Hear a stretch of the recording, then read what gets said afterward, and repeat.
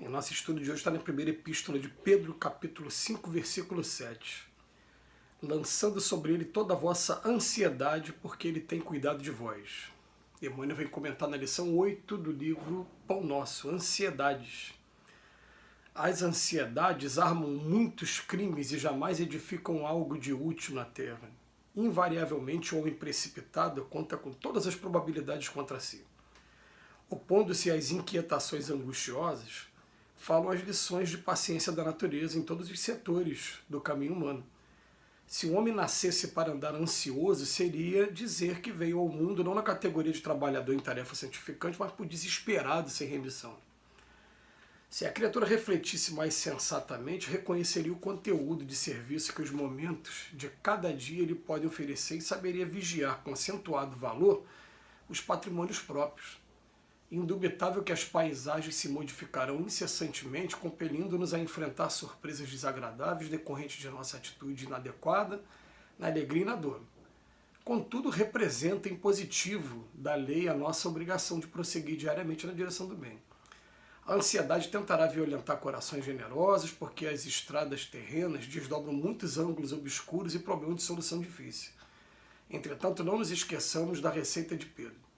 Lança as inquietudes sobre as tuas esperanças em nosso Pai Celestial, porque o divino amor cogita do bem-estar de todos nós.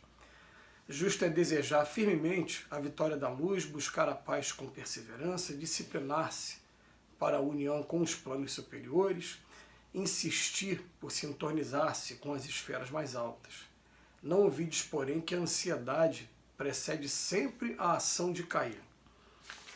E, texto escrito na década de 40, a ansiedade é um dos maiores problemas da atualidade e é uma das principais causas de grandes transtornos psicológicos, muitos de difícil tratamento, de longo tratamento, e que inclusive acompanha o espírito após desencarnar e pode estar seguindo depois até em outras experiências na matéria.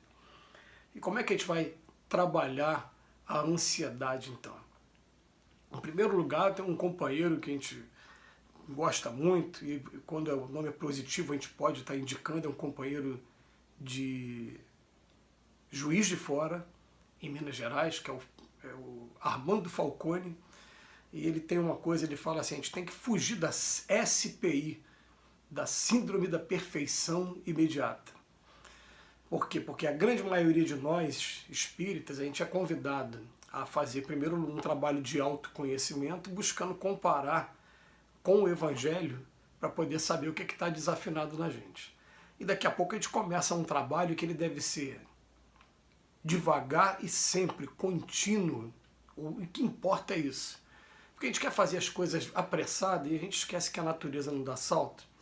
E é o próprio Emmanuel que em outras lições, ele puxou a orelha e eu guardei isso aqui comigo. Ele vem falar, tem coisas que você pensa que já se livrou, mas lá na frente você vai ter uma prova qualquer que vai te mostrar que, na verdade, o pensamento ou aquela tua reação ainda está muito viva dentro de você. Então faz o seguinte, não fica desse jeito, né, com essa ansiedade toda não. Continua seu trabalho, continua fazendo esse estudo diário, buscando através da prece o seu equilíbrio, a sua sintonia com a espiritualidade maior, que as coisas vão modificando naturalmente. O problema é que a gente quer a síndrome da perfeição imediata. Muita gente não sabe se perdoar e muita gente, pasmem, inicia um trabalho de auto-obsessão junto com a falta de perdão. Ah, mas eu sou isso, ninguém me ama, ninguém me quer. E aquela figura do personagem do desenho do Hanna-Barbera, Joseph Hanna, né? E o que acontece ó dia, ó azar, Lip Hard, lembrei agora o nome do desenho. E com isso você fica numa sintonia o tempo todo te puxando para baixo, querendo mostrar, não, eu não sou capaz de fazer. E a pessoa fica o tempo todo trancada dentro de si mesmo, sem tomar a iniciativa de fazer as coisas.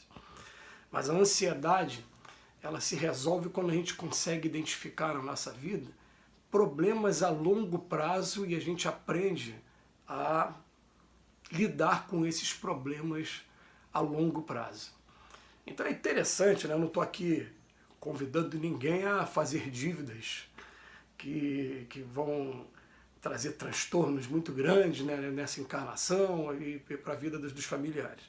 Mas algumas vezes na nossa vida, no mundo moderno, nós temos a possibilidade de fazer os financiamentos. E os financiamentos, eles vão estar nos convidando a soluções de problemas de longo prazo.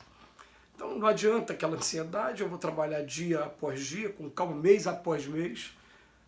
Aquela prestação, aquela parcela tem que estar dentro daquele mês.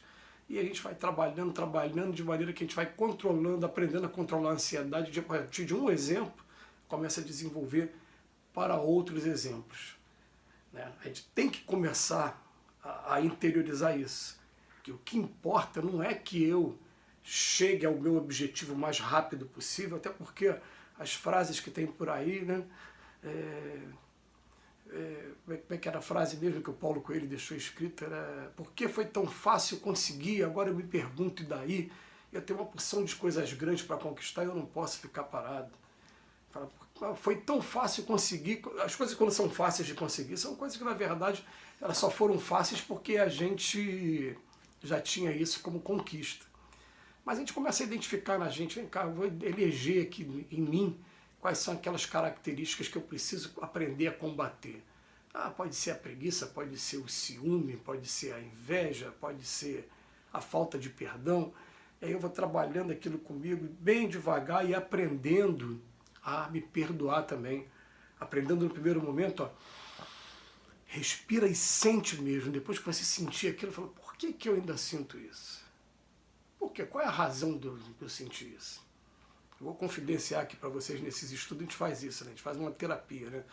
Teve uma vez que eu vi um grande amigo meu ser aprovado num concurso muito bom, né, para juiz, para magistratura, e bateu um sentimento. Eu falei: mas por que eu estou sentindo isso? Não era de forma alguma desejando nada de ruim para ele, mas aquele sentimento assim, de poxa, tá vendo? A gente podia estar junto lá, trabalhando, e eu botei na minha cabeça um pouquinho antes, falei: não, eu não quero isso para minha vida. Agora vem um arrependimento, falei: mas por que eu estou...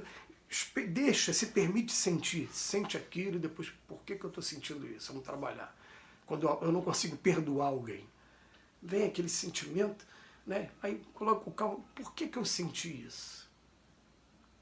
Eu sempre sinto isso quando essa situação acontece. Pode mudar o personagem, pode mudar o lugar.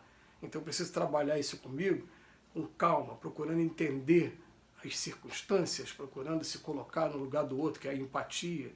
E assim eu vou desenvolvendo uma coisa chamada ansiedade, vou acabando com essa coisa chamada ansiedade.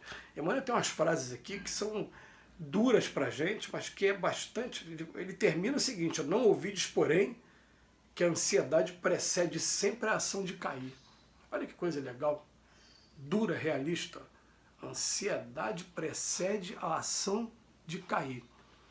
Então vamos embora, dia após dia, com calma, respeitando os nossos limites. Às vezes a gente tem, né, alguns, vou botar assim, policiais da vida alheia, prestam mais atenção na vida dos outros do que na própria vida deles mesmo, né? E outra coisa, julgam com o olhar deles, não com o nosso olhar. Não se colocam no nosso lugar tentando imaginar: se eu estivesse passando por aquela situação, como é que eu faria, né?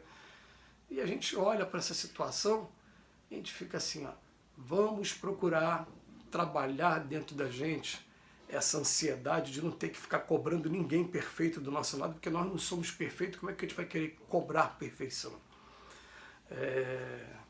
Eu já vi companheiros que trabalham na direção de casa espírita e que eles ficam se lamentando no fundo profundamente porque queriam ter companheiros também mais aperfeiçoados.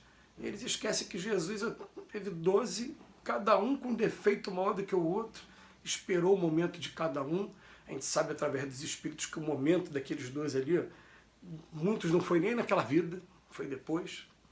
Que o Pedro, enquanto estava do lado dele, né, antes dele ser crucificado, ele falava: Pedro, o dia que te converteres... Pedro nem era convertido. Tanto que não era convertido, cortou a orelha do soldado romano quando o soldado foi preso.